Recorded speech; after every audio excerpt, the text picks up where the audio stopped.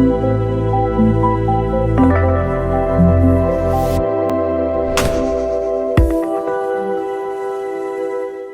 मालिक प्रिय साधक holistic life with doctor Satya में आप सभी का हार्दिक स्वागत है। कैसे आप सभी? तो आज हमारा टॉपिक है high BP, high blood pressure, hypertension. तो ये एक ही चीज है। तो आज हम इसका पूरी तरह से समझेंगे कि ये हाई बीपी है क्या, होता कैसे है और इसके कारण क्या है, लक्षण क्या है और इसका सॉल्यूशन क्या है। हम घर में ऐसा क्या करें जिससे कि बीपी ठीक रहे। हाई बीपी की जो प्रॉब्लम है, अगर आज हम देखें पूरी दुनिया में लगभग 30 से 40% लोग ऐसे होंगे जिनको हाई बीपी की प्रॉब्लम है, लेकिन उनको पता ही नहीं है, मालूम ही नहीं है उनको हाई बीपी की प्रॉब्लम। हमें तो तब पता चलता है हाई बीपी के बारे में जब कोई हम और टेस्ट करवाते हैं या कहीं कोई और प्रॉब्लम हमें हो जाती है किसी भी तरह की, जैसे किडनी से रिलेटेड प्रॉब्लम हो गई या हार्ट से रिलेटेड प्रॉब्लम हो गई, तो तब हम टेस्ट करवाते हैं, तब हमें पता चलता है कि हमें हाई बीपी की प्रॉब्लम ही है।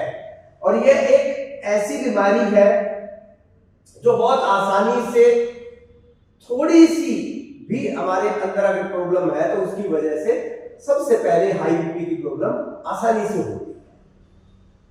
तो सबसे पहले इसको थोड़ा सा हम समझें कि हाई बीपी क्या है। तो उसके लिए जानना होगा हमें बीपी क्या होता है, ब्लड प्रेशर। हम तो नॉर्मल भाषा में बीपी की प्रॉब्लम बोल देते हैं कि बीपी हो गया है। तो बीपी जो है ना, कोई बीमारी नहीं होती है, वो होता है ब्लड प्रेशर। क्या होता है कि हमारा जो शरीर है उसमें एक बहुत इंपॉर्टेंट ऑर्गन है जिसको बोलते हैं हार्ट, यानी कि दिल। हार्ट का काम क्या होता है? पूरे शरीर से ब्लड को इकट्ठा करना और उसको क्लीन होने के लिए लंग्स में भेजना, और वहां पर वो क्लीन होकर, ऑक्सीजनेटेड होकर वापस हार्ट में आता है और फिर उसको पंप किया जाता है पूरी बॉडी में। यह एक मैकेनिज्म लगातार हमारे शरीर में चल रहा है। और ब्लड जो है एक बहुत इंपॉर्टेंट पार्ट है हमारी बॉडी का, क्योंकि जो भी आप कुछ भी खाते हैं उसका डाइजेशन होता है, और डाइजेशन होकर फिल्टर होकर वो कहां जाता है? जब हमारी आंतें डाइजेशन के बाद उसको अब्जॉर्ब करती है, पानी को या न्यूट्रिशंस को अब्जॉर्ब करती है, किडनी में फिर फिल्टर होता है और फिर हमारे ब्लड में ही जाता है। तो ब्लड एक ट्रांसपोर्ट का माध्यम है जो जितने भी न्यूट्रिशन है उन सब को बॉडी के हर एक ऑर्गन, हर एक सेल तक ले जाने का जो काम करता है वो कौन करता है? ब्लड करता है। ये ब्लड का मेन काम। दूसरा ब्लड का क्या काम है कि इम्यूनिटी, जो हमारी इम्यून सेल्स हैं उनको वो ब्लड में ही होती है, ब्लड कैरी करता है, और हमारी बॉडी की जो जितने भी इंफेक्शन जब होते हैं तो उनको लड़ने का जो काम है वो भी किससे होता है? ब्लड से होता है। तीसरा ब्लड का क्या काम होता है? जितने भी वेस्ट मटेरियल है, जब बॉडी में चाहे वो डाइजेशन हो रहा है, चाहे हार्ट काम कर रहा है, चाहे लंग्स काम कर रहे हैं, या ब्रेन काम कर रहा है, या शरीर के कोई भी सेल काम कर रही है, तो जो वेस्ट मटेरियल बाहर निकलता है उसको ट्रांसपोर्ट करने का काम कौन करता है? ब्लड करता है। चौथा ब्लड का मेन काम क्या है? ऑक्सीजन को कैरी करना, यानी कि ऑक्सीजन के बिना आपके अंदर आप जिंदा नहीं रह सकते बिना ऑक्सीजन के। तो उस ऑक्सीजन को जब हमारी नाक से ऑक्सीजन लंग्स में जाती है तो उस लोग ऑक्सीजन को कौन लेके जाता है बॉडी के ऑर्गन्स के पास से? ब्लड लेके जाता है। और जब वेस्ट मटेरियल के रूप में कार्बन डाइऑक्साइड निकलती है तो उसको तुरंत बाहर निकालने का काम कौन करता है? ब्लड करता है। बहुत इंपॉर्टेंट ऑर्गन है ये ब्लड जो है, बहुत ज्यादा काम आता है ब्लड हमारे, इसके बिना काम चल ही नहीं सकता। तो इसलिए ब्लड के अंदर वेस्ट मटेरियल भी होते हैं जिसकी वो क्लीनिंग होती है, जिसके अंदर न्यूट्रिशन भी उसी के अंदर होता है, ऑक्सीजन भी होती है, कार्बन डाइऑक्साइड भी होती है, और बॉडी को जितने भी एलिमेंट्स की रिक्वायरमेंट है वो सारे कहां होते हैं? ब्लड के अंदर होते हैं। तो जब ब्लड के अंदर कोई भी इंप्योरिटीज आती है तो उसको बोलते हैं ब्लड डिसऑर्डर्स, कि ब्लड के अंदर कोई ना कोई प्रॉब्लम आ गई है। तो अब ये ब्लड क्या होता है? ब्लड पूरी बॉडी में सर्कुलेट होता रहता है, घूमता रहता है। किसके माध्यम से? कि हमारा जो लेफ्ट साइड में हमारा यहां पर क्या है? हार्ट है। तो हार्ट के अंदर चैम्बर्स होते हैं। अब वो चैम्बर यानी कि एक रूम बने होते हैं। तो एक रूम का काम है, मैं बहुत ज्यादा साइंटिफिक उसमें नहीं जाऊंगा, एक साधारण भाषा में आपको समझाने की कोशिश कर रहा हूं। जो 4 चैम्बर होते हैं उस चैम्बर में एक चैम्बर का काम होता है ब्लड को पूरी बॉडी से कलेक्ट करना, उसके अंदर कलेक्ट होके जाएगा, फिर वो ब्लड दूसरे चैम्बर में चला जाएगा और उस चैम्बर से कहां जाएगा? लंग्स में जाएगा। क्या होने के लिए? प्योरीफाई होने के लिए। यानी कि वहां पर कार्बन डाइऑक्साइड चली जाएगी लंग्स में और ऑक्सीजन वो ले लेगा। अब तीसरे चैम्बर में चला जाएगा प्योर ब्लड, ठीक है। तो दो में कैसा रहता है? इम्प्योर रहता है। तो दूसरे में तीसरे में जाएगा प्योर ब्लड। अब उसमें से क्या होगा? चौथे में जाएगा। चौथा क्या करेगा? वो पूरी बॉडी में पंप कर देगा। तो इसके लिए हार्ट का क्या काम हुआ? ब्लड को लेना और ब्लड को छोड़ना। तो ये पंप के माध्यम से होता है जिससे हार्ट की जो है ना एक आवाज आती है, जो हमारा दिल धड़क रहा है उसकी जो है ना एक वो लपडप की आवाज आती है, ठीक है। तो डॉक्टर जो है स्टेथोस्कोप लगा के उसको चेक करता है, ठीक है, कि हार्ट ठीक से काम कर रहा है कि नहीं कर रहा है। अब क्या होता है? अब ये जो लगातार प्रोसेस चल रहा है ब्लड कलेक्ट करने का और पंप करने का और प्योरीफाई करने का, अब हमारी बॉडी के अंदर ये जो ब्लड को लाने और ले जाने का जो काम होता है वो किस में होता है? कुछ नलियां होती है, कुछ पाइप लगी होती है, पूरे शरीर में एक जाल फैला हुआ है पाइप, ठीक है। तो जो हार्ट से ब्लड को बॉडी के अंदर ऑर्गन्स के अंदर लेके जा रही है उनको बोलते हैं आर्टरीज। क्या बोलते हैं? आर्टरीज या धमनियां, ठीक है। और जो ब्लड को लेके आ रही है उनको क्या बोलते हैं? वेन्स। आगे समझ में? शिराएं, वेन्स, ठीक है। और इन दोनों को ही साधारण भाषा में हम क्या बोल देते हैं? नसें भी बोल देते हैं, ठीक है। तो अब ये जो नलियां लगातार जो ब्लड को लेके जा रही है और लेके हार्ट की तरफ जा रही है, तो अब आपको पता है जब आपने कभी भी पार्क में किसी गार्डन में पानी दिया होगा, पौधों में पानी दिया होगा या पानी किसी को डालते हुए देखा होगा, ठीक है, तो पाइप से पानी देते हैं हम, ठीक है। तो सबसे पहले तो हम क्या करते हैं कि जो टूटी जहां पर पाइप लगाई हुई है, ठीक है, वहां पर पानी का प्रेशर हम सेट करते हैं। अब आपने देखा होगा कई बार कि उसके जब हम बहुत तेज कर देते हैं तो वहां से क्या होता है? पानी की वो पाइप निकल जाती है, ठीक है। तो हम क्या करते हैं? उसको किसी रस्सी से बांधते हैं और उसको पाइप को थोड़ा सा हमें प्रेशर को क्या करते हैं? कम करते हैं। यही होता है, ठीक है। अब वो पाइप जा रही है आगे, ठीक है, आराम से पानी जो है दिया जा रहा है। अब गाड़ी साफ करते हुए भी आपने देखा होगा, लेकिन कई बार क्या होता है कि हम वहां से बहुत टाइट बांध के प्रेशर को तेज करते हैं और आगे उसको थोड़ा सा पाइप को दबा देते हैं। किस लिए दबाते हैं? प्रेशर को तेज करने के लिए, ताकि पानी दूर तक जाए, दूर से हम पानी को फेंक सके। यही करते हैं कि नहीं करते?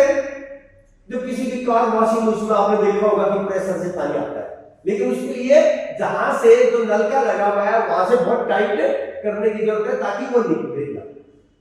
अब दूसरी चीज आपने देखी होगी कि जब हम पाइप से पानी करते हैं तो बीच में से पाइप कई बार क्या हो जाती है, पैर पड़ जाता है तो दब जाती है।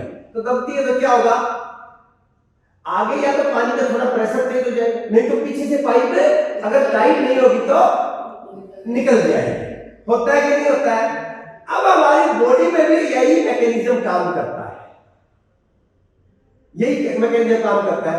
तो हमारे क्या होगा कि हमारी बॉडी में जो जाल फैला हुआ है, ठीक है, तो आपने देखा ये जो आपने देखा होगा 120/80 ब्लड प्रेशर को कैसे नापते हैं? 120/80। ये एक आइडियल रिसर्च के आधार पर, सर्वे के आधार पर चेक किया गया, तो ये पाया गया कि ज्यादातर लोगों का जो 120/80 का जो ब्लड प्रेशर है, ठीक है, वो आइडियल है, मतलब उसमें कोई दिक्कत नहीं है। अब क्या होता है, 120 का मतलब क्या हुआ कि हार्ट जब प्रेशर से ब्लड को छोड़ता है आर्टरीज के अंदर, ठीक है, तो वो जो प्रेशर पड़ता है, किस पर प्रेशर पड़ेगा? प्रेशर किसके ऊपर पड़ेगा? आर्टरीज के ऊपर। कि ब्लड का क्या पड़ेगा? जब प्रेशर ब्लड उसमें से जा रहा है तो प्रेशर से जाएगा, ठीक है, तो उन आर्टरीज की जो दीवारें हैं उनके ऊपर क्या पड़ेगा? उसका प्रेशर पड़ेगा उसका, ठीक है। तो उस प्रेशर को, ठीक है, जो है 120 का जो प्रेशर है, अगर उस प्रेशर से जा रहा है तो ब्लड ठीक है, लेकिन अगर उससे कम हो गया और उससे ज्यादा हो गया तो दिक्कत होती है। समझ में आ गया? ठीक है। अब क्या होता है, अब देखो, जब पंप किया जाता है प्रेशर के साथ हार्ट के द्वारा, तो स्वाभाविक है प्रेशर क्या होगा? ज्यादा होगा, ठीक है। लेकिन जब ब्लड आता है हार्ट की तरफ, ठीक है, तो कोई ऐसा पंप करने का मैकेनिज्म नहीं होता है, तब क्या होगा? प्रेशर कम होगा, ठीक है। तो वो प्रेशर होता है 80 और ये होता है 120। तो 120/80 का जो ब्लड प्रेशर है, अब तक ये माना गया है कि ये ब्लड प्रेशर एक आइडियल ब्लड प्रेशर है, ठीक है। अब क्या होता है, अगर किसी भी वजह से हमारी जो धमनियां हैं, आर्टरीज हैं, वेन्स हैं, उनके अंदर अगर कचरा जम जाए, चाहे वो कोलेस्ट्रॉल के रूप में हो या कोई और टॉक्सिन्स के रूप में हो, ठीक है, तो अगर उनके अंदर वो नल की जो है, आपको पता है नल की अगर पानी का एक प्रेशर आ रहा है, अगर आपने बहुत चौड़ी पाइप लगा दी तो प्रेशर आगे कैसा जाएगा? पानी बहुत कम प्रेशर जाएगा ना। और अगर आपने नल की जितनी पतली करते जाएंगे तो उसकी धार क्या होगी? बढ़ जाएगी, दूर तक हो जाएगी। तो सेम जो है, अगर आप जिस पाइप के माध्यम से आप पानी लेके जा रहे हैं, अगर उसके अंदर कचरा जम जाए और उसका जो है अंदर का जो डायमीटर है वो अगर पतला हो जाए तो क्या होगा? प्रेशर बढ़ जाएगा, ठीक है। तो इस प्रेशर जो बढ़ता है, इस प्रेशर को क्या बोलते हैं? हाई बीपी, हाइपर टेंशन, या नॉर्मल भाषा में देखें तो बीपी की प्रॉब्लम भी बोल देते हैं। इतना समझ में आ गया सबको? ठीक है। अब हमें कैसे पता चलेगा, एक साधारण आदमी को कैसे पता चलेगा कि मेरा ब्लड प्रेशर बढ़ गया है? ठीक है, तो उसका सबसे पहले है क्या पता चलने का सबसे बड़ा, नॉर्मली अगर थोड़ा बहुत बढ़ेगा तो पता नहीं चलने वाला है, लेकिन जब प्रेशर बहुत ज्यादा बढ़ेगा, ठीक है, तो हमारे जो कुछ चीजें, जैसे सबसे पहले कॉमन हमारे हेडेक हो जाएगा। ये सबसे पहला सिम्टम है कि अगर हाई बीपी की प्रॉब्लम बहुत ज्यादा होगी तो क्या होगा, हेडेक होगा। आंखों में बाहरीपन हो जाएगा, आंखों में जो है ना कई बार धुंधलापन छा जाएगा, जब बहुत ज्यादा होता है तो अंधेरा छा जाता है, एकदम ब्लैंक हो जाता है आदमी एकदम, ठीक है। एंजाइटी लेवल बढ़ जाएगा, हार्ट बीट तेज हो जाएगी, चेस्ट में पेन हो सकता है, नोजिया हो जाएगा, वोमिटिंग की सेंसेशन और वोमिटिंग हो जाएगी,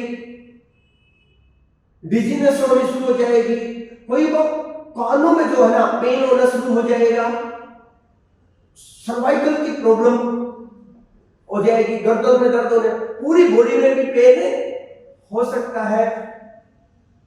तो ये जो ना कुछ चीजें हैं जो कॉमन सिम्टम्स हैं जिससे आपको ये पता चलता है कि मेरा हाई बीपी। लेकिन ये सिम्टम्स कब आएंगे नजर, जब हाई बीपी बहुत ज्यादा होगा तब नजर आएंगे। इसलिए बीपी को, हाई बीपी को एक शब्द का नाम दिया गया है, साइलेंट किलर। किसी भी हॉस्पिटल में जाके देख लेना एक बार, इतना मैं कहता हूं ना, जितनी बीमारियां हैं सबसे भयानक बीमारी ये है जो हमें ये पता भी नहीं लगने देगी कि कब जो है ना अटैक हो गया। साइलेंट किलर का नाम दिया गया है इसको। जितने मैं कहता हूं 20% लोग तो ऐसे हैं जिनको ये पता ही नहीं है कि उनको बीपी की प्रॉब्लम है, और वो तभी पता चलता है जब ब्रेन स्ट्रोक हो गया, जब हार्ट अटैक हो गया। मतलब देखो, बीपी का सबसे जो शिकार होता है ना, हाई बीपी का सबसे ज्यादा, वो कौन होता है, हार्ट होता है सबसे ज्यादा शिकार। और ऐसा सिर्फ ये शिकार नहीं कि हार्ट अटैक ही आएगा, हार्ट धीरे धीरे हाई बीपी की वजह से कमजोर होने लग जाता है, क्योंकि हार्ट को, ब्लड को पुश करने के लिए ज्यादा से ज्यादा ताकत लगानी पड़ेगी। अगर ब्लॉकेज है तो वो पूरी ज्यादा ताकत लगाए, जितनी ताकत लगाने की कोशिश करेगा उतना ज्यादा जो है ना हार्ट का प्रॉब्लम होगी, ठीक है। दूसरा सबसे बड़ा शिकार होता है ब्रेन। बाकी बॉडी में तो थोड़ा सा काम चल जाता है, लेकिन ब्रेन के ऊपर जो अटैक होता है, ब्रेन स्ट्रोक का तो सबसे बड़ा कारण ही हाई बीपी होता है। ब्रेन की नसें फट जाती है। तीसरा जो हाई बीपी का शिकार होता है वो होता है किडनी। ये डायरेक्टली रिलेटेड है, सारे ब्लड प्रेशर के साथ डायरेक्टली रिलेटेड होने, क्योंकि ब्लड को जैसे हार्ट को पंप करना होता है, ऐसे ही किडनी को क्या करना होता है, फिल्टर करना होता है। जो आपका ब्लड है वो किडनी से ही फिल्टर होके जाता है। तो इसलिए किडनी, हाई बीपी से किडनी खराब होता है, हार्ट खराब होता है, और ब्रेन में दिक्कत होने के चांसेस सबसे ज्यादा। ये तीन तो मोटी बीमारियां हैं जो होते हैं, लेकिन सिर्फ ये तीन नहीं है। हाई बीपी की प्रॉब्लम आपके बॉडी के किसी भी ऑर्गन को, चाहे वो लीवर हो, चाहे किडनी हो, चाहे पैंक्रियाज हो, किसी को भी फेल कभी भी कर सकता है। इतनी खतरनाक बीमारी, बहुत खतरनाक बीमारी। आगे अब सिम्टम्स तो मैंने बता दिए, लेकिन रेगुलर टेस्ट करवाना भी बहुत जरूरी है। और स्पेशली आजकल तो 20-30 साल के बच्चों को भी जो है ना हाई बीपी की प्रॉब्लम होने लगी, उनके कारण अलग, ठीक है। लेकिन 40 के बाद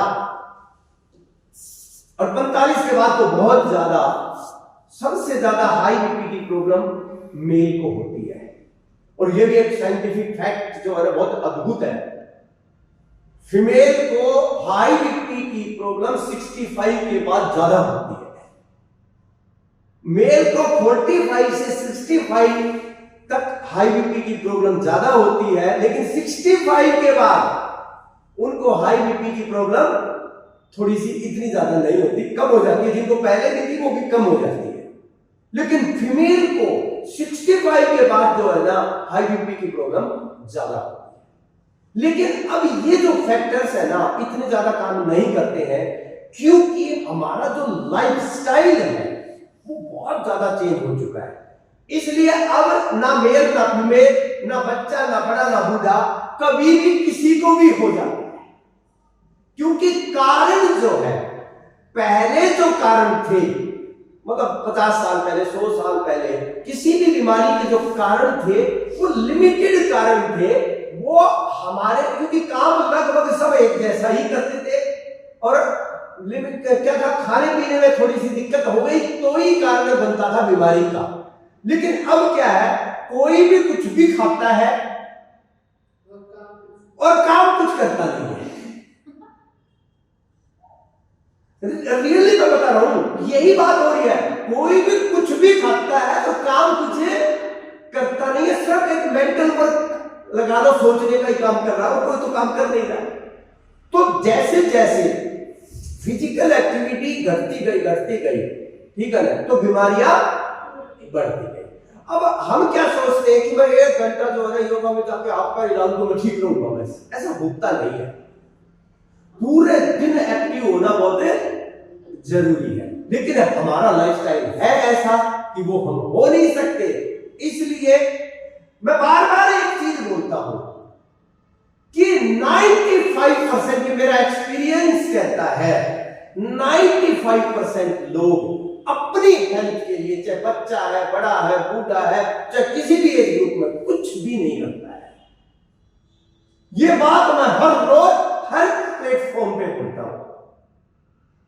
अपनी हेल्थ के लिए कुछ भी करता ही नहीं है। चलो मैं आपसे पूछ लेता हूं, हेल्थ के लिए जो जरूरी चीज है, कितने लोग आप जो यहां बैठे हैं उनमें ये कहते हैं कि मैं 1 घंटे डेली रेगुलरली बिना छोड़े नियम से डेली किसी न किसी रूप में एक्सरसाइज करता हूं?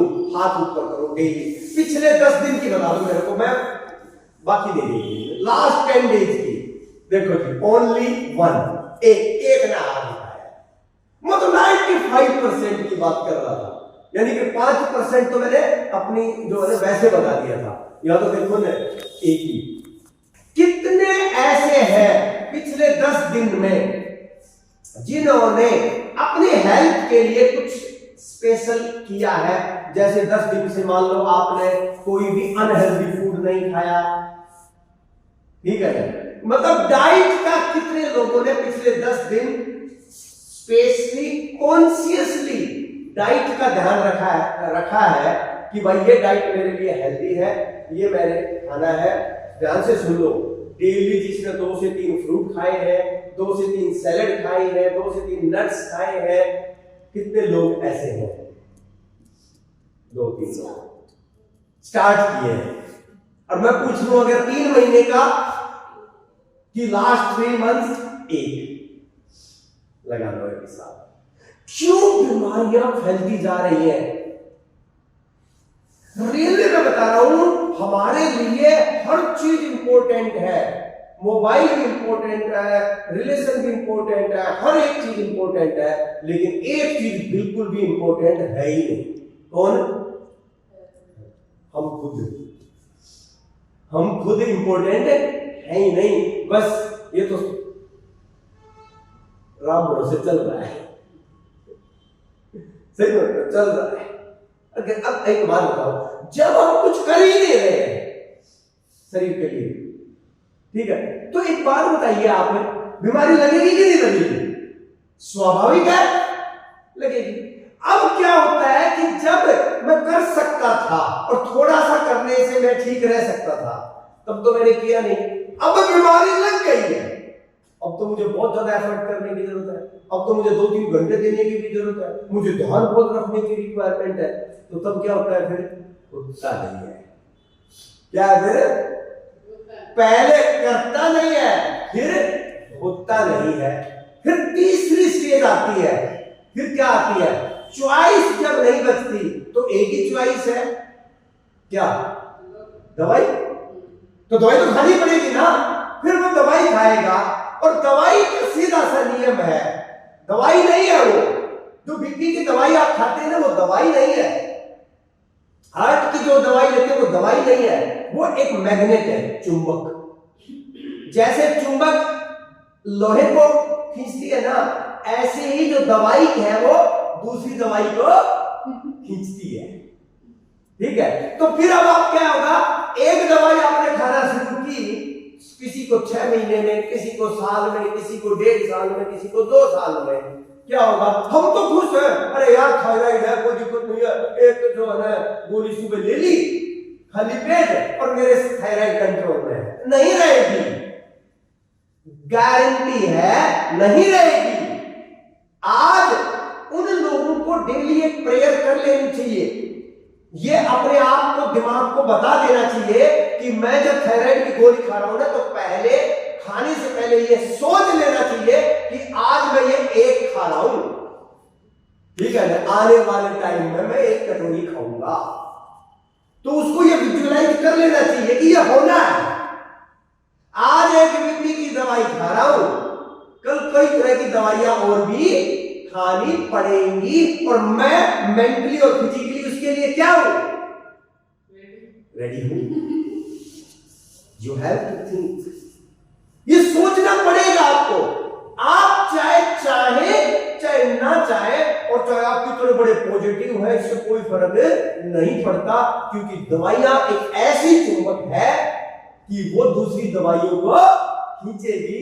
बीमारी एक ऐसी चुंबक है कि एक बीमारी लगी तो दूसरी बीमारियां भी धीरे धीरे क्या होंगी, लगेंगी ही लगेंगी। ये हो नहीं सकता। आगे समझ में बात, ठीक है। अब इसका बचाव क्या है भाई, कोई भी बीमारी तो बचाव एक ही है, दवाई उससे मुक्त होना है ताकि और दवाई ना लगे, बीमारी उससे मुक्त होना है कि और ना लगे।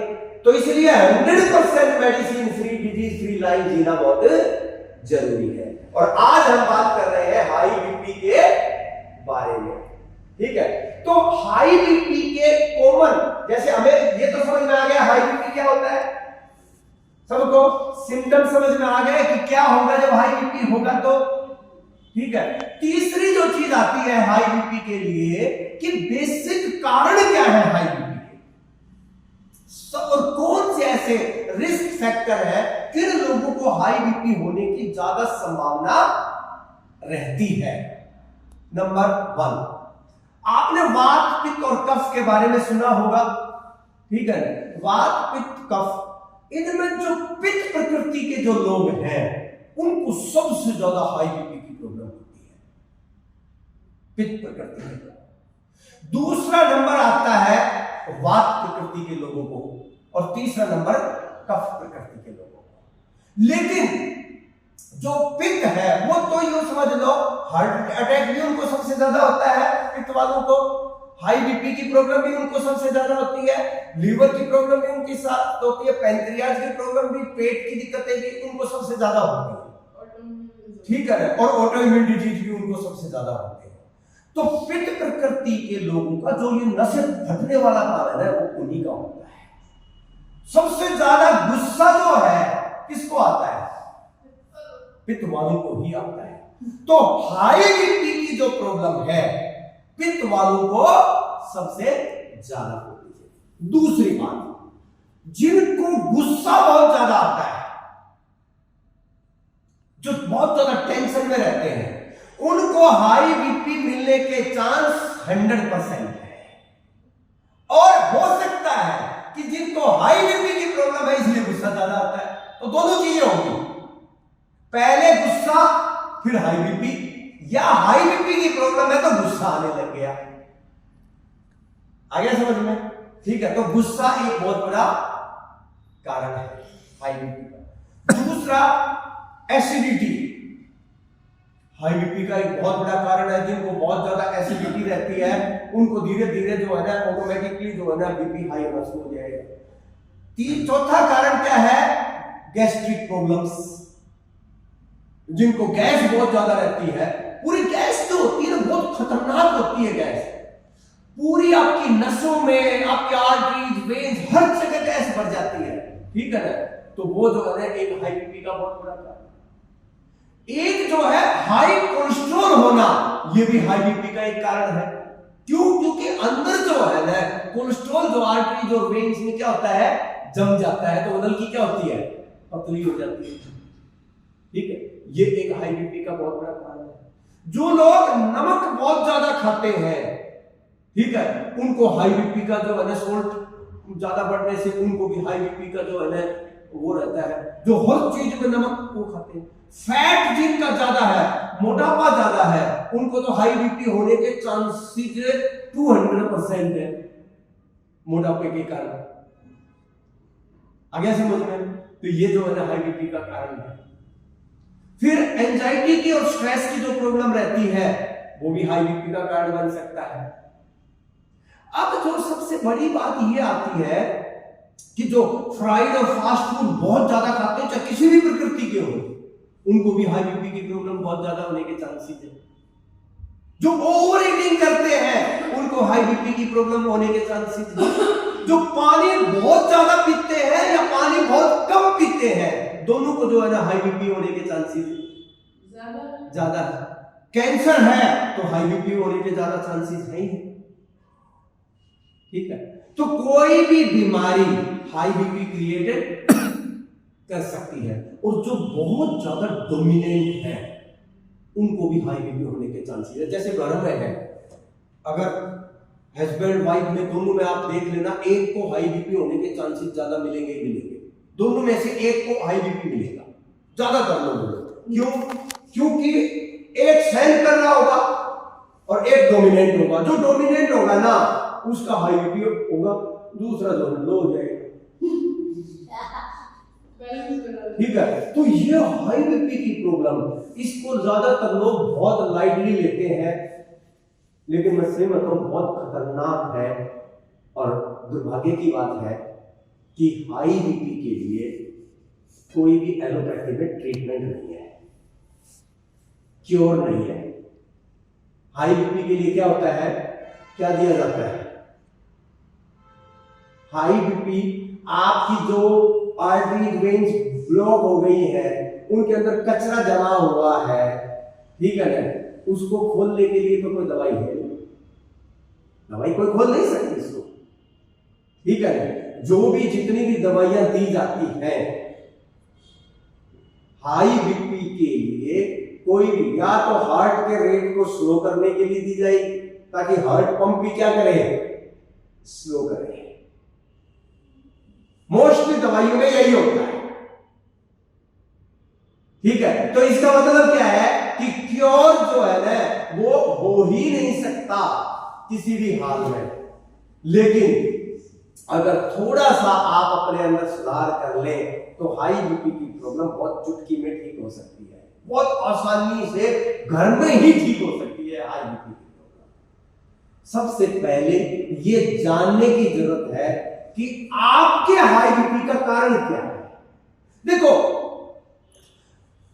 लोग है ना इलाज तो बहुत सारे बता देते हैं, जैसे आप सोशल मीडिया पे देखेंगे तो बहुत सारे इलाज बता देंगे, इससे भी ठीक हो जाएगा, इससे हो जाएगा, इससे हो जाएगा, मतलब इतने इलाज बता देंगे कि आदमी की सारी उम्र को एक बीमारी का इलाज करते करते ही गुजर जाएगी।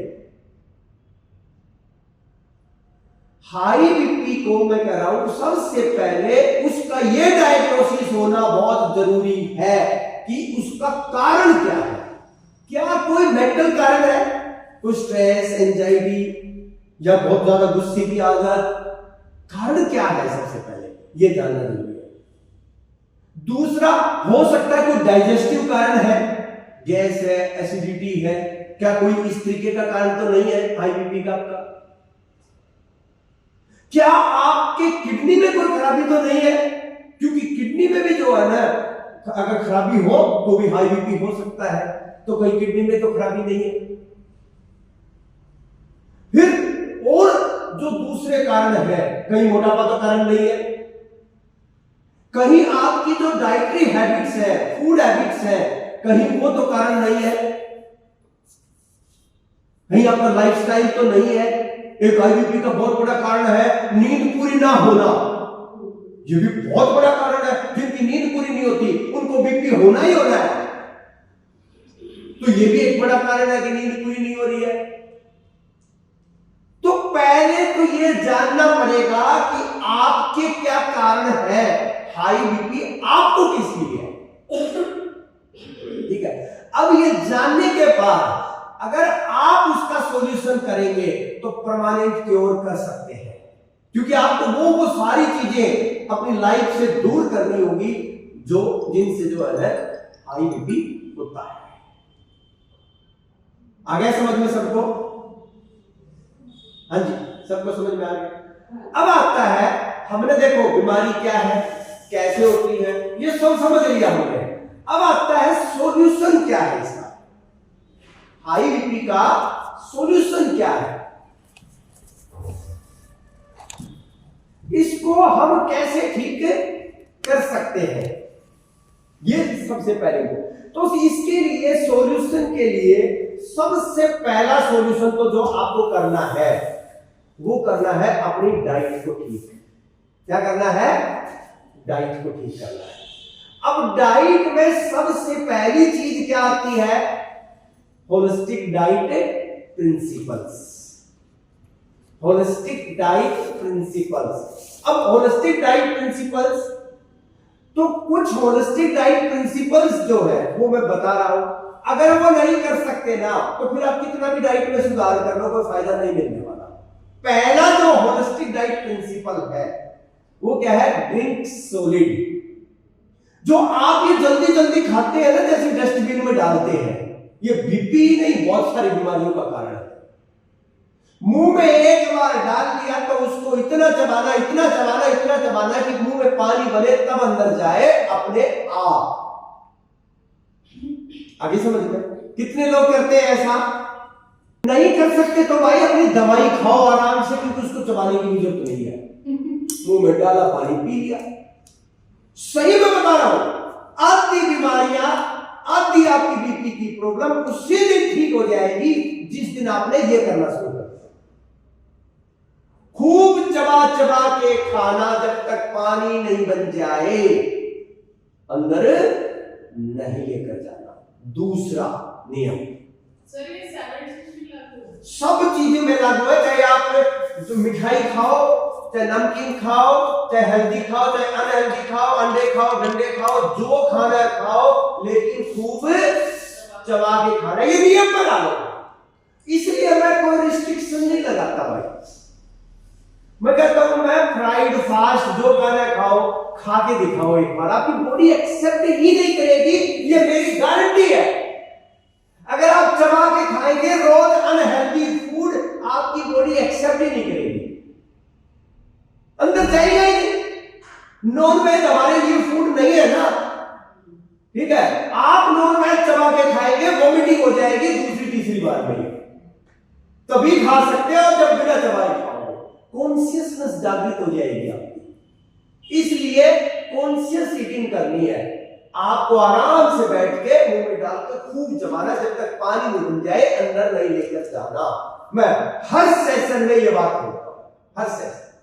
लेकिन दुर्भाग्य की बात है कि हर सेशन में चाहे पुराने लोग हो चाहे लोग, हाथ खड़े करने वाले 2-3 ही होते हैं कि हाँ कि मैं ये करता हूं। जानने के बाद भी आदमी ना करे तो फिर क्या कर सकते हैं? दूसरा नियम, हमारा जो लाइफ स्टाइल है आज का, उसके हिसाब से हर 2-3 घंटे में थोड़ा थोड़ा खाने की जरूरत है, थोड़ा थोड़ा, क्योंकि हमारी जो लाइफ है ना वो चूहे की तरह हो चुकी है, ठीक है?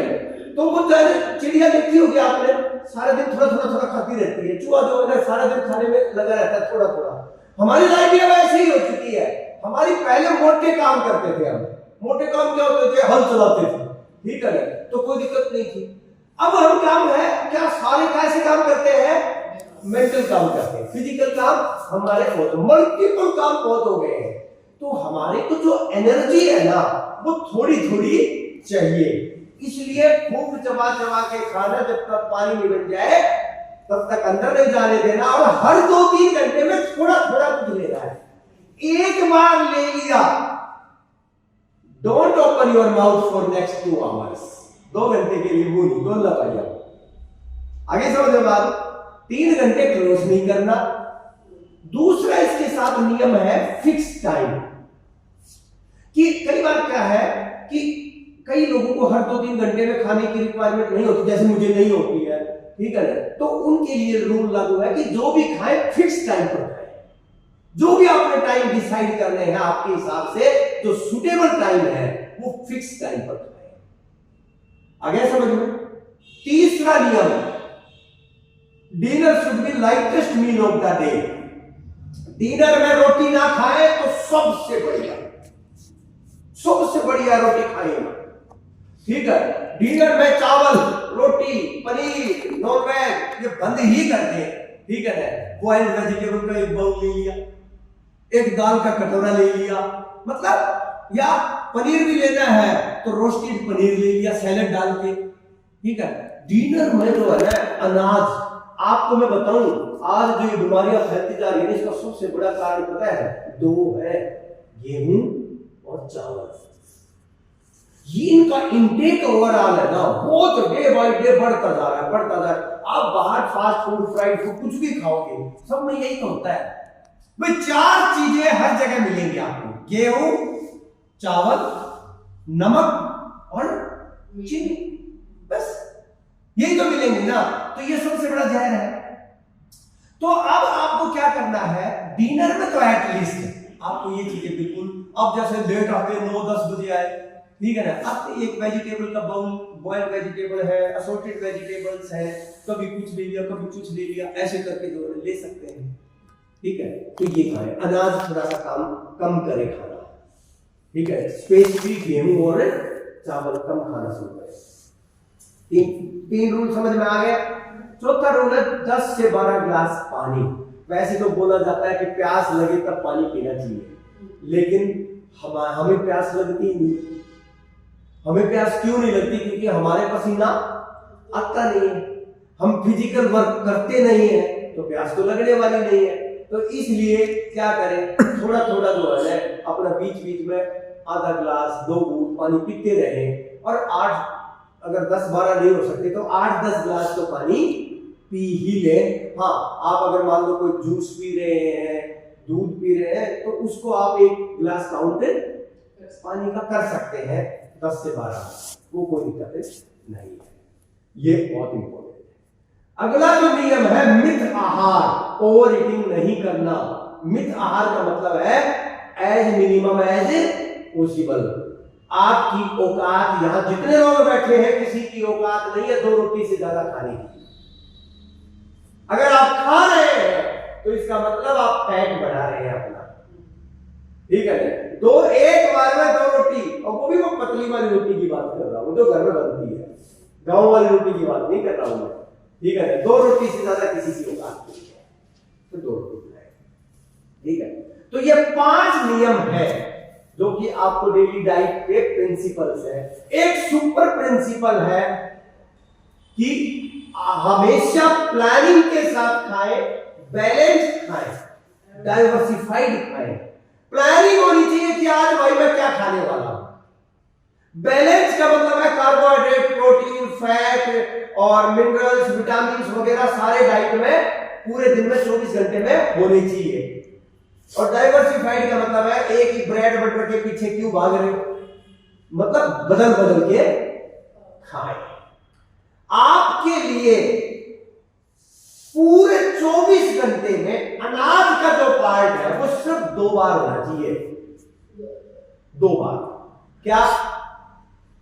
एक बार प्रॉपर मील जिसमें दाल, रोटी, सब्जी, दही वगैरह जो भी आपने लेना है पूरा एक मील प्रॉपर। और उसका बेस्ट टाइम जो है आपका है, या तो आप सुबह ले 10 से 12 के बीच में, और या आप ले 3 से 5 के बीच में। ये बेस्ट टाइम है। बाकी तो आप जो मर्जी आपकी ले लो, लेकिन रात को तो बिल्कुल भी मत ले इसको, ठीक है। ये लेकिन ये दोनों टाइम है, चलो लेट से लेट आपने 6 बजे कर लिया, लेकिन 3 से 5 का बहुत अच्छा टाइम है, ठीक है। दूसरा जो दूसरा मील है वो छोटा, जैसे पोहा ले लिया, जैसे उपमा ले लिया, जैसे इडली ले ली, जैसे आपने कोई चलो एक रोटी ले ली, या फिर आपने खिचड़ी ले ली, दलिया ले लिया, ठीक है, डोसा ले लिया, जो भी मतलब है, सिंगल मील होना चाहिए, मल्टीपल आइटम नहीं होने चाहिए उसमें। आगे समझ में? तो ये आप अपना डाइट नियम से 2 से 3 फ्रूट्स सीजनल और रीजनल, 2 से 3 सैलेड, 2 से 3 नट्स, 2 से 3 ड्राई फ्रूट्स लेने ही लेने हैं। और कोई एक आधा जूस या कोकोनट वाटर ऑप्शनल है, लेना है तो ले लो, नहीं लोगे तो भी चल जाएगा, ठीक है। स्प्राउट्स है, सुपर सीड्स है, ये तो लेना है तो ले लो, नहीं लोगे तो भी कोई ज्यादा दिक्कत नहीं आएगी। ये जो है आपको डेली एक डाइट का मैंने बता दिया कि ये डाइट में आपके होना चाहिए। समझ में आ गया सबको अच्छी तरह से? दूसरा, हाई बीपी के लिए आपको क्या करना है, कुछ हर्ब्स आपके लिए बहुत फायदेमंद है। वो क्या है? सबसे पहले होलिस्टिक ड्रिंक मैं बताता हूं, हर बीमारी के लिए होती है। 1 गिलास गुनगुना पानी, उसमें 2 से 3 चम्मच आंवला जूस, 3 से 4 चम्मच एलोवेरा जूस, 1 चम्मच व्हीट ग्रास और आधा से 1 नींबू, ठीक है। और अपनी रिक्वायरमेंट के हिसाब से हनी, जैसे जिनको डाइजेशन की प्रॉब्लम्स है तो अजवाइन हनी, जिनको सांस की प्रॉब्लम्स है यूकेलिप्टस हनी, जिनको इम्यूनिटी की प्रॉब्लम है तुलसी हनी, ठीक है, जिनको वेट की प्रॉब्लम, साइनस की प्रॉब्लम, कोलेस्ट्रॉल की प्रॉब्लम इस तरीके की है जामुन हनी। तो अपने रिक्वायरमेंट के हिसाब से 1 चम्मच हनी। ये तो सुबह नियम बनाने लेना ही है भाई, सारे घर का नियम बना, ठीक है। अब एक चीज आती है, नमक जो है, नमक लेना बंद कर दे बिल्कुल। उतना ही नमक ले जितना आपकी सब्जी दाल में डल रहा है बनाने के लिए, एक्स्ट्रा नमक बिल्कुल भी नहीं लेना। मैं तो ये भी कह रहा हूं, काला नमक, सेंधा नमक, कोई भी नमक लेने की रिक्वायरमेंट ही नहीं है, क्योंकि जो मैंने आपको दिया है 2 से 3 सैलेड और फ्रूट्स और नट्स, आपको जो नमक चाहिए मिल जाएगा उससे। बाकी जो आप लेते हैं स्वाद के लिए, जो नमक आपकी सब्जी में, दाल में डला है वो ले लें। रोटी में, आटे में कभी भी नमक ना डालें। आटा गूंथते टाइम भी नमक डाल देते हैं, वो कभी ना डालें, ठीक है। तो नमक का इंटेक कम कर दो। शुगर का इंटेक कोई कभी ओकेजनल ले लिया, नहीं तो डेली रूटीन में शुगर बिल्कुल बंद कर दे। शुगर भी बीपी का एक बहुत बड़ा कारण है। आगे समझ में? ठीक है। दूसरा, होलिस्टिक हेल्थ पाउडर। आपको 1 किलो अलसी, 100 ग्राम जीरा, 50 ग्राम अजवाइन, 50 ग्राम काली मिर्च रोस्ट करना है अलग अलग, फिर पाउडर बनाना है, फिर मिक्स कर देना है दही में, लस्सी में, सब्जी में, किसी में भी डाल के ये ले सकते हो। ये आपके बीपी को जो है ना, अगर आपने ये 3 महीना अगर सही ढंग से लिया तो आपके बीपी को ठीक करने में ये बहुत बहुत हेल्प करेगा। होलिस्टिक हेल्थ पाउडर, इसीलिए इसका नाम होलिस्टिक हेल्थ पाउडर रखा है मैंने, क्योंकि ये सारी बीमारियों के लिए है, सारी बीमारियों के लिए। तो ये आप रेगुलर। अगला जो चीज है, ये खाने पीने से रिलेटेड जो है ना, इतना ही है। बाकी वेट अपना जो है ना कम करना ही करना पड़ेगा, उसका तो कोई चॉइस है ही नहीं, ठीक है, क्योंकि वेट एक बहुत बड़ा कारण है बीपी की प्रॉब्लम का। दूसरा, कुछ चीजें जब बीपी जिनका हाई है तो कुछ चीजें जो घर में बहुत आसानी से की जा सकती हैं, ठीक है, जिसका मैंने इफेक्ट बहुत ज्यादा देखा है।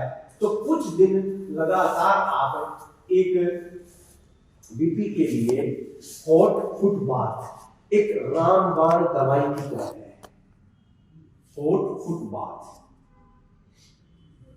आपको क्या करना है, 2 बाल्टी लेनी है। ये नेचुरोपैथी बता रहा हूं अब मैं, देखो मैं आयुर्वेद, नेचुरोपैथी और इनमें सब चीजें मैं बारी बारी से बता रहा हूं। योग के बारे में बताऊंगा क्या करने की जरूरत है। नेचुरोपैथी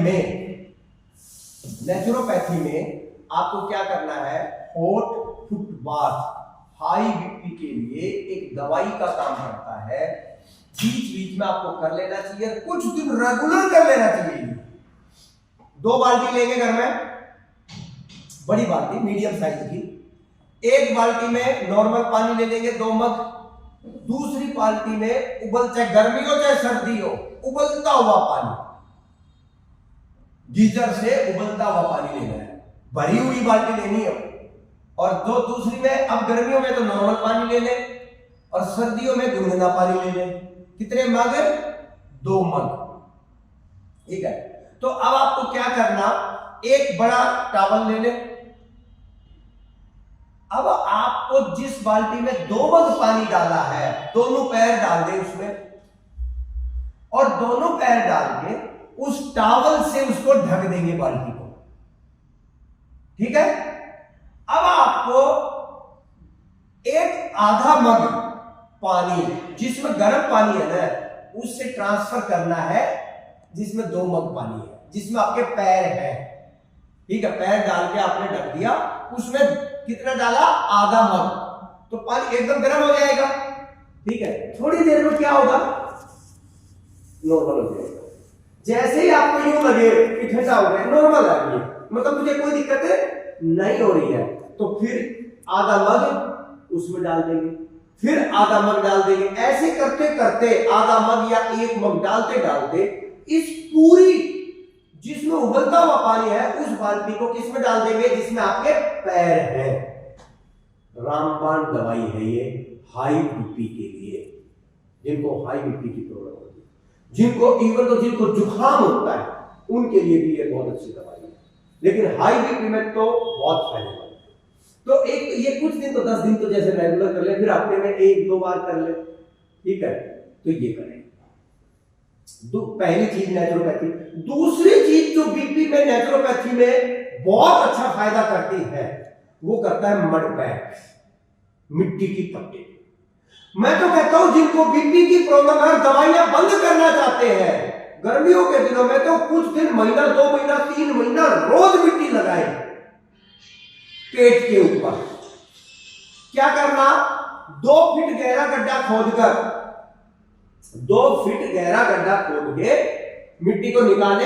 ऐसी जगह से मिट्टी होनी चाहिए जहां पोल्यूशन नहीं होता है, जहां कोई खेती नहीं होती है, जहां पेस्टिसाइड वगैरह कुछ यूज नहीं किए जाते, फर्टिलाइजर यूज नहीं किए जाते। मिट्टी निकाली, उस मिट्टी को धूप में सुखा दे पहले, फिर मिट्टी को अच्छे से कूट ले और फिर मिट्टी को छान ले। ये मिट्टी तैयार हो गई। इतनी मेहनत नहीं होती है और आपको प्योर मिट्टी नहीं मिलती है तो आप हमारे से ले ले, all over India home delivery है हमारी, ठीक है ना। हम राजस्थान की अरावली हिल्स से जो है ना, पहाड़ियों से मिट्टी लेके आते हैं, जहां कोई खेती वगैरह, ऐसी जगह से जहां कुछ नहीं होता, ठीक है। तो वो मिट्टी जो है ना बहुत अच्छी रहती है। तो ये मिट्टी आपको क्या करना, हम 1-1 किलो के पैकेट बना के रखते हैं, ठीक है। तो इस मिट्टी को 1 किलो के पैकेट को खोला किसी भी बर्तन में और पानी डाल दिया। या तो देखो पूरी ओवरनाइट जिसमें पानी डाल के छोड़ दो तो बहुत ही अच्छी बात है, नहीं तो 2 घंटे पहले माटी में उसमें पानी डाल दो। आटे की तरह गूंद लिया, एक ट्रे लिया लगभग 1 फीट लंबी, ठीक है, और आधा फीट, पौना फीट चौड़ी ट्रे ले लिया आपने। जैसे अपने घर में जो ट्रे नहीं होती है चाय वाली, चाय पिलाते हैं जिसमें, ठीक है, तो वो ट्रे ले लिया आपने, एक उसमें कोई बोरी का टुकड़ा या न्यूज़पेपर का टुकड़ा डाल दिया ताकि वो चिपके नहीं। उसमें जो है ना वो लेयर बनाई और पेट के ऊपर सीधा जो है ना नाभि को सेंटर में लेते हुए पेट पे लगा दिया, ठीक है। तो वो जो है ना सारी जो है ना गर्मी को और टॉक्सिन्स को खींच लेती है। अब इसका थोड़ी सी छोटा सा टुकड़ा लेके आंखों पे भी लगा दिया। ये 2 काम अगर आपने कर लिए ना, मैं कह रहा हूं 10 दिन के अंदर अंदर आपके बीपी में रिमार्केबल चेंज आएगा। डेली चेक कर लेना अपना। ये 2 काम, हॉट फुटबाथ और मिट्टी की पट्टी, ठीक है, ये 2 काम अगर आपने 10 दिन किए, खाली पेट करने हैं 2 से 3 घंटे खाली पेट, ठीक है। जब बीपी ठीक हो जाए तो हफ्ते में 1 बार कर लिया, 15 दिन में कर लिया, कोई दिक्कत नहीं है। लेकिन ये बीपी के लिए एक रामबाण दवाई बताई है मैंने, खाना पीना का ध्यान रखने के बाद जो आपने करनी है। आगे समझ में, ये जो है दो चीजें करनी है। तीसरी चीज अगर हम देखें, जो आयुर्वेद में अगर पंचकर्मा में हम देखें, ठीक है ना, बीपी के लिए बहुत है एरोमा मसाज जो होती है, वो हल्की मसाज होती है, वो बहुत फायदेमंद होती है बीपी के लिए। फिर अभ्यंगा जो है, जिसको केरला मसाज बोलते हैं, वो बीपी के लिए बहुत अच्छी होती है। फिर शिरोधारा तो रामबाण है, और जिनको स्ट्रेस की वजह से बीपी होता है ना, उनके लिए तो शिरोधारा बहुत बहुत अच्छा काम करती है। तो बीच बीच शिरोधारा आपको पता है 2 से 3 लीटर ऑयल जो है ना एक बर्तन में डाला जाता है, और यहाँ पर उसकी ऑयल की ड्रिपिंग होती है, ठीक है, वो एक मेडिटेशन का काम करती है। तो जिनको स्ट्रेस की वजह से बीपी होगा तो उनको बहुत आराम से मिल जाएगा, ठीक है। जिनको गैस या एसिडिटी या जितने भी पेट की से रिलेटेड प्रॉब्लम की वजह से होगा, उनको ब्लड पैक से आराम मिल जाएगा, ठीक है। तो ये जो कुछ चीजें हैं जो आप बहुत आसानी से कर सकते हैं, जिनसे आपका बीपी में बहुत बहुत मतलब मैं कह रहा हूं एक रामबाण की तरह जो है ये चीजें हैं, और ये आपके बीपी को परमानेंट क्योर करने में बहुत हेल्प करेगी। आगे समझ में। अब आता है यौगिक ट्रीटमेंट। हाई बीपी के लिए योग में हम क्या करें जिससे हमारा बीपी जो है बहुत आसानी से ठीक हो जाए। तो योग में सबसे पहला है वो है प्राणायाम। योगासन तो आप नॉर्मल जो करते हैं करते रहे, सिर्फ हाई बीपी की प्रॉब्लम अगर ज्यादा है तो सूर्य नमस्कार नहीं करना, ठीक है। हैवी जो एक्सरसाइज है, जैसे हाई बीपी की प्रॉब्लम अगर उसी टाइम पर है तब तो बहुत ध्यान रखने की जरूरत है, ठीक है। तो जब आप क्लास में आते हैं तो अपना बीपी बाहर चेक करवा लिया तो अपना आपको पता चल जाएगा, ठीक है। तो हाई बीपी की प्रॉब्लम में एक्सरसाइज जो है वो बहुत ध्यान से करने की जरूरत है।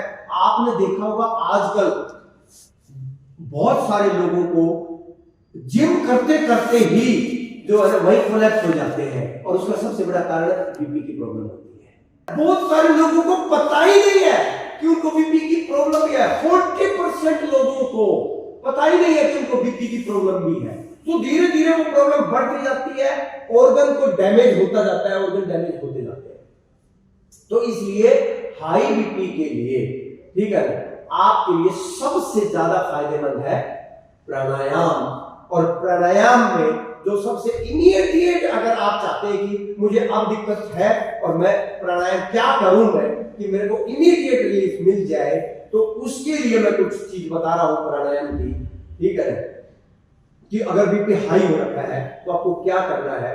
सबसे पहले आपको राइट नोस्ट्रिल को ऐसे बंद करना है और लेफ्ट से, ठीक है, ऐसे श्वास लेंगे, और फिंगर कहां होगी, यहां पर, और लेफ्ट से लेना है ऐसे।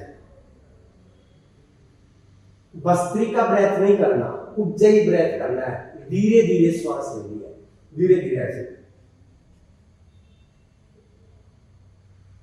श्वास की आवाज नहीं आनी चाहिए, मतलब बिल्कुल धीमी नहीं है, बस आप अपने हिसाब से थोड़ा सा धीमी कर दो। तेज तो ये होती, देखो ये आवाज है, ये नहीं, बहुत स्लो भी आप कर नहीं पाएंगे। तो धीरे धीरे लिया, नाक बंद कर दी, राइट से छोड़ दी, ठीक है। फिर राइट को छोड़ने के बाद राइट को क्या करोगे, फिर बंद कर दोगे। हर बार लेफ्ट से लेना, राइट से छोड़ना, राइट से नहीं। 10 मिनट कर लेना ये। अगर अभी आपका बीपी हाई है, मैं गारंटी दे रहा हूं आपको, चेक कर लेना पहले और बाद में। अगर इमीडिएटली अभी आपका बीपी हाई है तो क्या करना है आपको, ये जो फर्स्ट 2 फिंगर्स आईब्रोज के बीच में अंगूठे से राइट को बंद कर देंगे, ठीक है, और लेफ्ट को अपना हैंड को ऐसे यहां रख लें, और लेफ्ट से धीरे धीरे श्वास अंदर भरनी है, तेज नहीं भरनी, धीरे धीरे श्वास अंदर भरनी है। फिर लेफ्ट को एक बार बंद किया, राइट को अंगूठे को उसी टाइम हटाया, और श्वास बाहर धीरे धीरे बाहर छूट दी। फिर से लेफ्ट से लेना है, राइट से छोड़ना, फिर से लेफ्ट से लेना है, राइट से छोड़ना, कम से कम 20 बार। अगर ऐसे करोगे 20 बार मेरे ख्याल में आराम से आपको जो है ना 5 से 7 मिनट में ये हो जाएगा। ठीक है, अगर धीरे धीरे करोगे तो 5-7 मिनट में हो जाएगा। ये कर लिया आपने। ये करने के बाद क्या करना है, एक भ्रामरी प्राणायाम करना है। भ्रामरी प्राणायाम करना है। क्या करना, फर्स्ट फिंगर आईब्रोज के ऊपर, सेकंड आईज के ऊपर, थर्ड फोर्थ उसके साथ, दोनों कानों को बंद कर देंगे और खेचरी मुद्रा के साथ करना है। क्या, जीभ को रोल करके ऊपर की तरफ तालू पे लगा के अंदर खींच लेंगे। ठीक है, ऐसे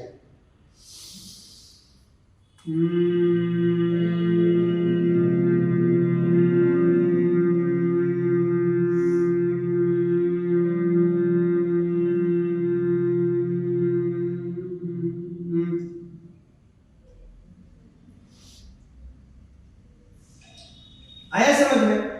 तो पहले क्या करना, 20 टाइम्स कम से कम। मैंने जो प्राणायाम बताया चंद्रभेदी प्राणायाम है, ठंडक देता है।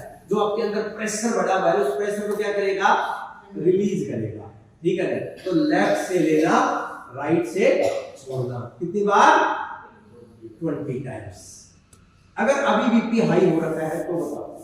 दूसरी चीज क्या करना है, 10 बार ये करना है भ्रामरी प्राणायाम खेचरी मुद्रा के साथ। उसके बाद 10 बार आपको दोनों हाथ नीचे रख के ध्यान मुद्रा में वही खेचरी मुद्रा के साथ भ्रामरी प्राणायाम करना है, लेकिन हाथ नीचे रख के।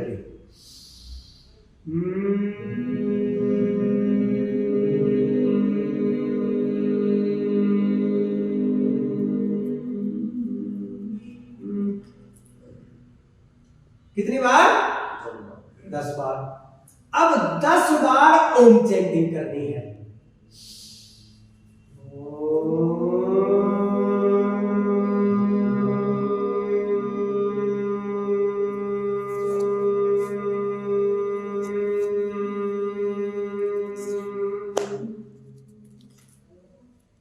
10 बार क्या करना है, ओम चैंटिंग। अभी अगर आपका बीपी हाई है तो आपको तुरंत रिलीफ मिलेगा। एक तो आप जो है ये टोटल जो है ना 10-15 मिनट का जो है ना टोटल आपका मैंने वो बताया है प्राणायाम। कौन सा प्राणायाम करना है, चंद्रभेदी प्राणायाम। कितनी बार, 20 बार। उसके बाद क्या बताया, भ्रामरी 10 बार कानों को बंद करके, और 10 बार दोनों हाथ नीचे रख के, और 10 बार मैंने बताया ओम चैंटिंग। ठीक है, ये इमीडिएट आपको रिलीफ देने के लिए इमीडिएट है। लेकिन अगर आप प्रमाणित क्योर करना चाहते हैं तो आपको कपालभाति प्राणायाम बीपी के लिए बहुत जरूरी है, क्योंकि कपालभाति प्राणायाम आपके पेट को ठीक करेगा, साथ में दिमाग को भी ठीक करेगा। ये मल्टीपल ऑर्गन पे काम करने वाला प्राणायाम है। तो फिर तो मैंने पूरा जो शेड्यूल जो मैं देता हूं, भस्त्रिका, कपालभाति, अनुलोम विलोम, ठीक है, ये सारे प्राणायाम जिन्हों को नहीं पता तो वो अपना YouTube के ऊपर जो है अपने सारे प्राणायाम का रिकॉर्डिंग है, वहां पर जाके सीख सकते हैं। ठीक है, लेकिन प्राणायाम आपको आधा घंटा बहुत जरूरी है।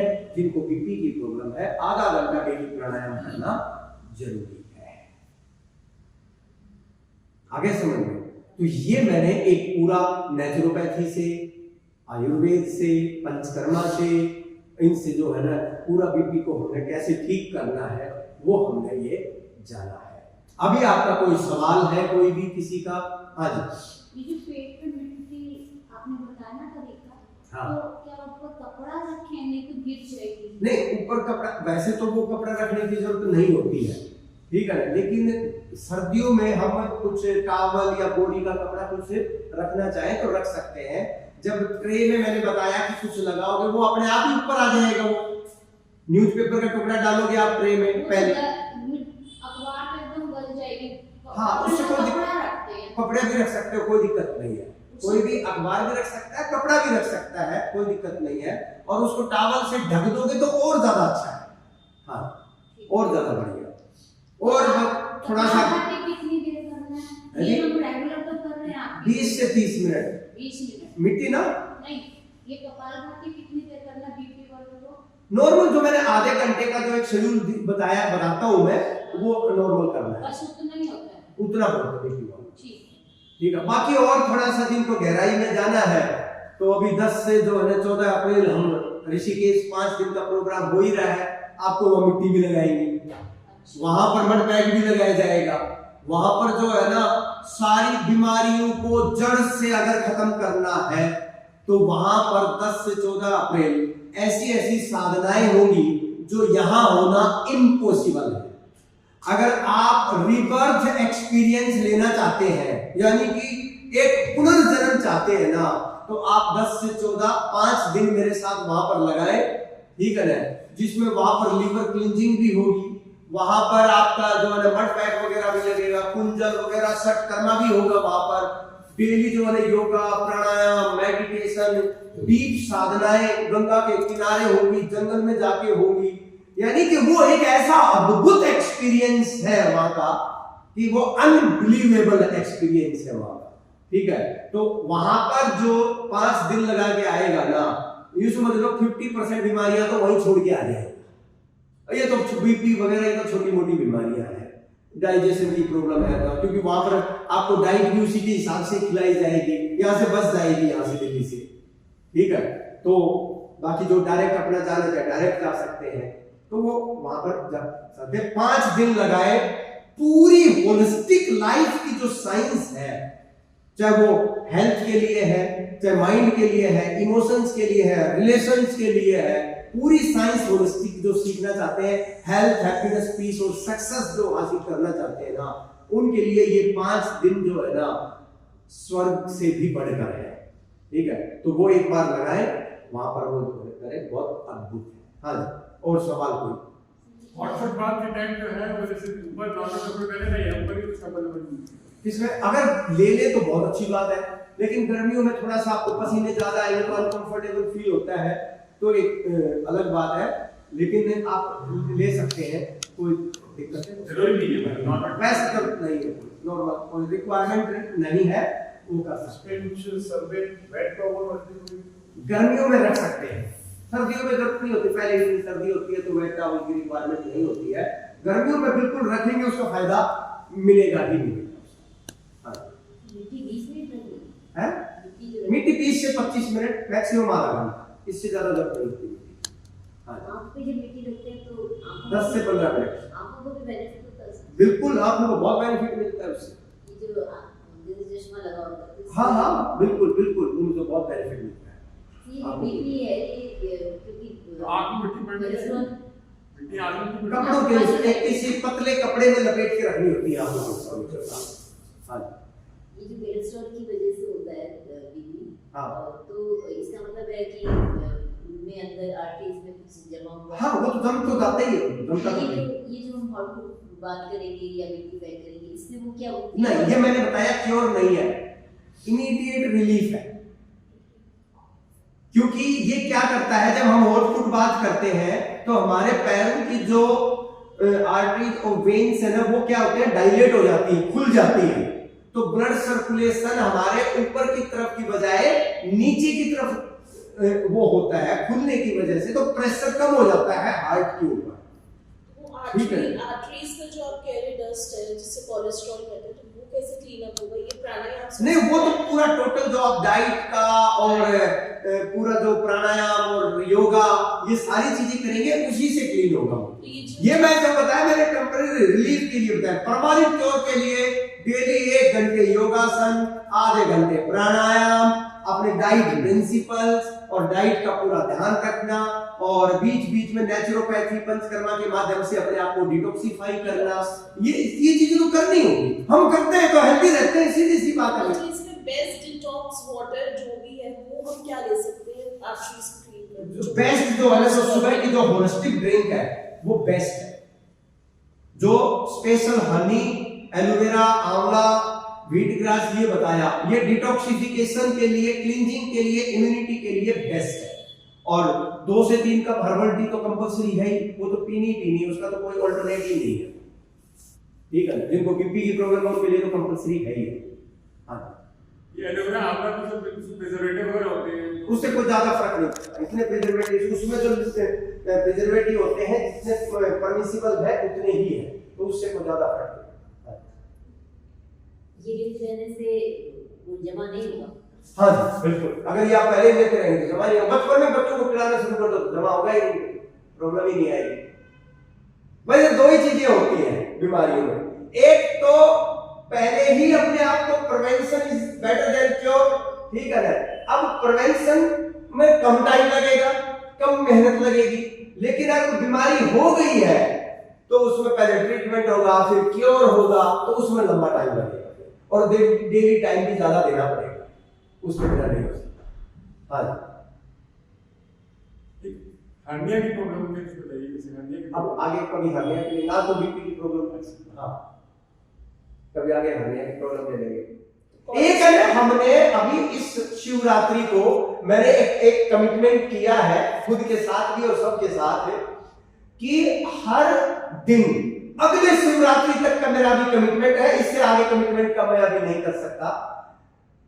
हर दिन सुबह ठीक 6 बजे मेरा एक जो है video holistic life with doctor Satya के नाम से, हम उसको होलिस्टिक सत्संग भी बोल देते हैं, सुबह ठीक 6 बजे जो है ना वो आता है YouTube पे, Facebook, Instagram, भाई तीनों प्लेटफॉर्म पे करना है, ठीक है। अभी YouTube पे 2 दिन से मैंने शुरू कर दिया, अब Facebook, Instagram पे भी आएगा, ठीक है।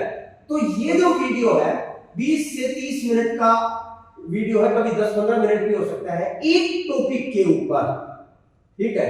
चाहे वो आपकी लाइफ का कोई भी किसी भी तरह की दिक्कत है, आप भी टॉपिक सिलेक्ट कर सकते हैं, बता सकते हैं, उसके ऊपर आपकी चाहे फिजिकल हेल्थ है, कोई बीमारी है, मेंटल प्रॉब्लम्स है, इमोशनल प्रॉब्लम्स है, स्पिरिचुअल इश्यूज हैं, या फिर रिलेशन से रिलेटेड है, या बच्चों से रिलेटेड है, या बिजनेस से रिलेटेड, काम से रिलेटेड, कोई भी एक टॉपिक के ऊपर मैं प्रैक्टिकल नॉलेज, जब मैं प्रैक्टिकल नॉलेज की बात करता हूं ना, तब आप ये समझ ले मैं कोई भी किताबी ज्ञान के बारे में बात नहीं कर रहा हूं, मैं किताबों से कुछ नहीं देने वाला। जो मैं हर रोज अपने साथ और लोगों के साथ 20 साल हो गए मेरे को इस ऑर्गेनाइजेशन को चलाते हुए, तो मैंने जो 20 साल में सीखा है, हजारों लोगों के ऊपर जो काम किया है, उसके आधार पर प्रैक्टिकल जो एक्सपीरियंस है वो मैं आपके साथ शेयर करता हूं।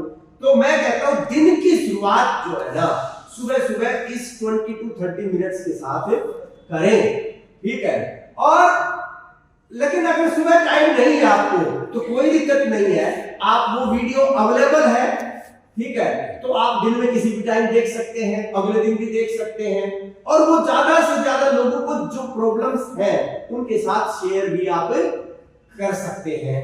और उसका हर एक का नीचे लिखा होगा holistic life with doctor Satya episode 1, 2, 3 ऐसे, ठीक है। लेकिन मेजर जो उस पर फोकस किया होगा वो टॉपिक पे किया होगा, एक टॉपिक का नाम लिखा होगा, जैसे हाई बीपी है, ठीक है, ऐसे जैसे कल था 100% मेडिसिन फ्री लाइफ, आज आया होगा, ठीक है। ऐसे जो है टॉपिक का कोई ना कोई रिलेशन से रिलेटेड या किसी भी लाइफ के उसके रिलेटेड वो टॉपिक होगा, तो वो देख के आप उसका सॉल्यूशन अपने घर में आसानी से कर सकते हैं। और ज्यादा से ज्यादा लोगों को आप जो शेयर करें। जिन्होंने डॉक्टर सत्या यूट्यूब चैनल को सब्सक्राइब नहीं किया है वो सब्सक्राइब कर ले।